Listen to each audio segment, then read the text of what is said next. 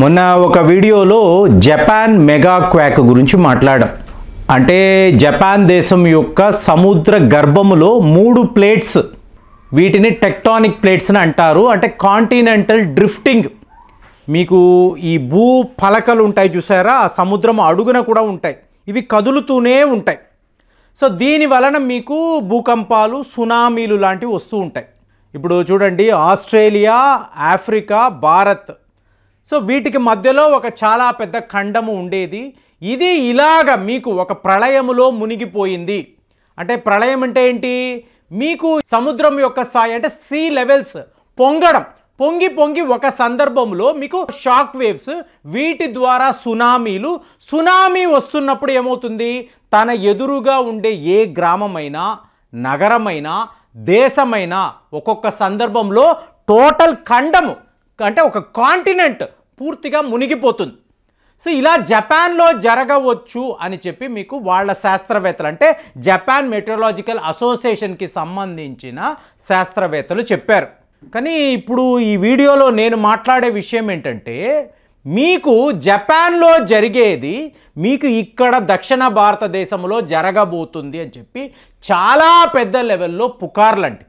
ముఖ్యంగా దక్షిణ భారతదేశం అంటే సౌత్ ఇండియా అన్నప్పుడు మీరు ఈ సముద్ర తీరాలు చూడాలి, మెయిన్గా చెన్నై.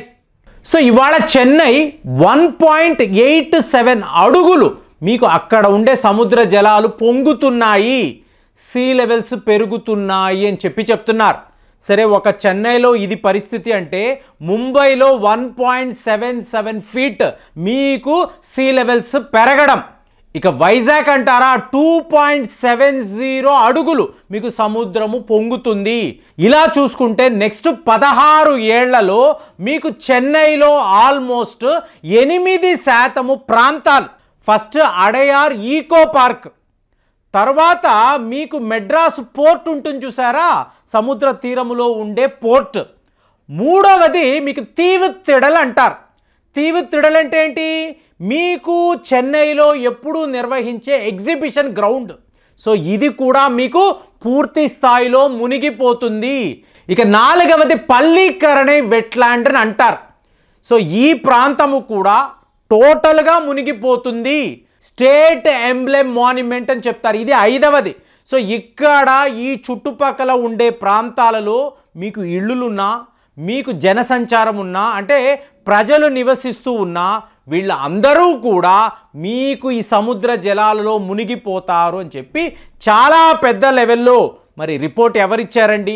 ఈ రూమర్స్ ఏంటండి, ఎక్కడో జపాన్లో మీకు మెగా క్వాక్ వస్తే ఇక్కడ చెన్నైలో, విశాఖపట్నంలో, అలాగే ముంబైలో ఇంతంత పెద్ద మీకు సునామీలు రాబోతున్నాయి, సముద్ర స్థాయి అనేది పెరగబోతుంది, సీ లెవెల్స్ పెరగడం వలన ఈ నగరాలంతా మునిగిపోతాయి, ఇవన్నీ అందరూ మాట్లాడుతున్నారు. దీన్ని సబ్స్టాన్షియేట్ చెయ్యాలి కదా.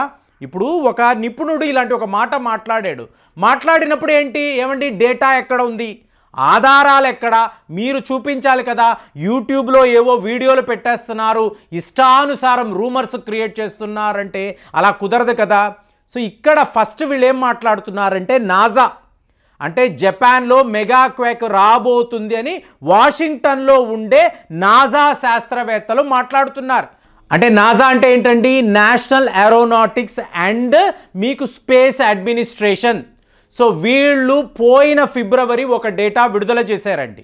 మరి అప్పుడెప్పుడో జరిగింది కదండి, వాళ్ళు ఒక రిపోర్ట్ విడుదల చేస్తే ఇవాళ జపాన్ మెగా క్వేక్ అంటున్నారు, చెన్నై మునిగిపోతుంది అంటున్నారు. ఏంటండి అంటే, ఇక్కడ భారత్కు సంబంధించిన ఒక రీసెర్చ్ సంస్థ, దీనిని centre for study of science, technology and policy అంటారు.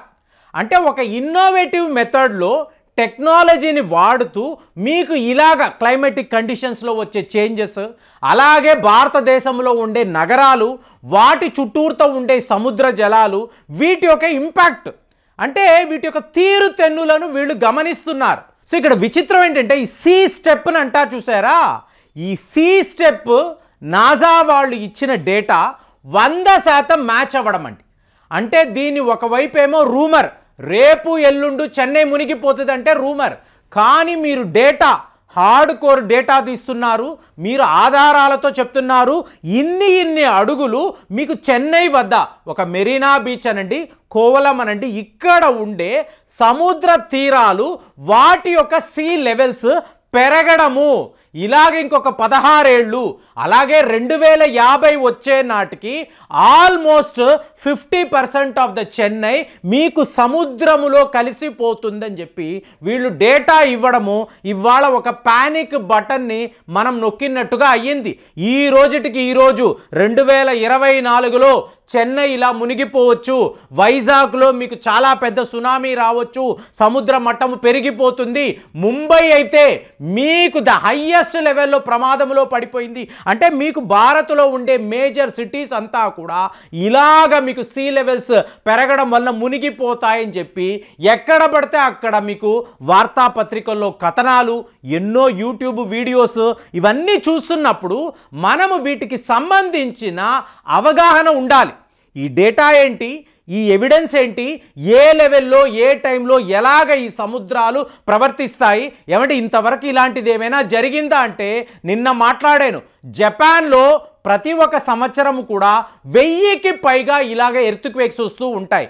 మరి మెగా క్వేక్ ఎప్పుడైనా వచ్చిందా అంటే 2004లో ఇండోనేషియాలో సుమత్రా వద్ద మీకు ఒక సునామీ వస్తే చెన్నైలో ఎన్నో సందర్భాల్లో ఇలాంటి సునామీలు వస్తాయని చెప్పి ఇవాళ వీళ్ళు ఆధారాలతో చెప్తున్నారు. మరి దీనికి సొల్యూషన్ ఉండదా? ఈ ప్రాంతాలంతా మునిగిపోతే ఎలాగా అంటే ముంబైకి అదే పరిస్థితే, కల్కట్టాకు అదే పరిస్థితే, వైజాగ్ కూడా సముద్ర తీరంలో ఉండడంతో ఆ వైజాగ్ నగరము కూడా ప్రమాదంలో ఉంటుందంటే ఇది ఒక గ్లోబల్ ఫెనమెనా అండి. మీకు నాసా వాళ్ళు ఇచ్చిన రిపోర్ట్లో మీరు గమనించారనుకోండి, న్యూయార్క్ మహానగరం, అలాగే మీకు ఆమ్స్టర్డామ్ నెదర్లాండ్స్లో, మీకు థాయిలాండ్ అయితే బ్యాంకాక్ అనబడే నగరం, ఇది సముద్ర తీరములో ఉండే ఒక నగరము. దీనిని పూర్తిగా ఇవాక్యువేట్ చేసి, అంటే బ్యాంకాక్ అనబడే రాజధానిని విడిచిపెట్టి మనము థాయిలాండ్లో ఇంకొక ప్రాంతంలో రాజధానిని మనం నెలకొల్పుదామా? ఎందుకు?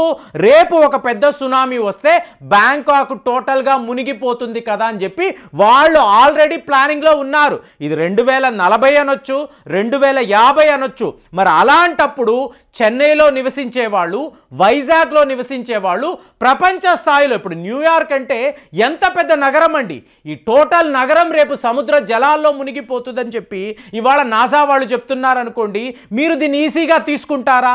తీసుకోకూడదు కదా.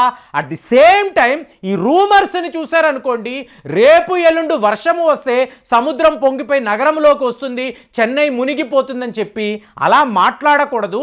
ఎటు వచ్చి దీనికి సేఫెస్ట్ మెథడ్ ఎలాగండి, మేము చెన్నైలో ఉన్నాము, వైజాగ్లో ఉన్నాము, ఏం చెయ్యాలి అంటే సముద్ర జలాలు లేని ప్రాంతాలకు మీరు షిఫ్ట్ అయిపోయారు అనుకోండి, ఆటోమేటిక్గా ఇలాంటి ప్రళయాలు, డెలూజులు, సునామీలు ఇలాంటివి రావు. చెన్నై నిజంగానే మునిగిపోతుందా? మునిగిపోతుందంటే ఎప్పుడు ఇది జరగవచ్చు. ఒక్కసారి మీరు కూడా గూగుల్ సెర్చ్ కొట్టండి, ఈ డేటా అంతా తీయండి, మీ స్నేహితుల మధ్య ఈ ఇన్ఫర్మేషన్ని మీరు షేర్ చేయండి. అదే ఉత్తమమైన మార్గము. మరి ఈ వీడియో పట్ల, ఈ రూమర్ పట్ల మీరు ఎలా స్పందిస్తారు కామెంట్స్లో తెలియజేయండి. మళ్ళీ వచ్చే వీడియోలో కలుద్దాం. జై హింద్.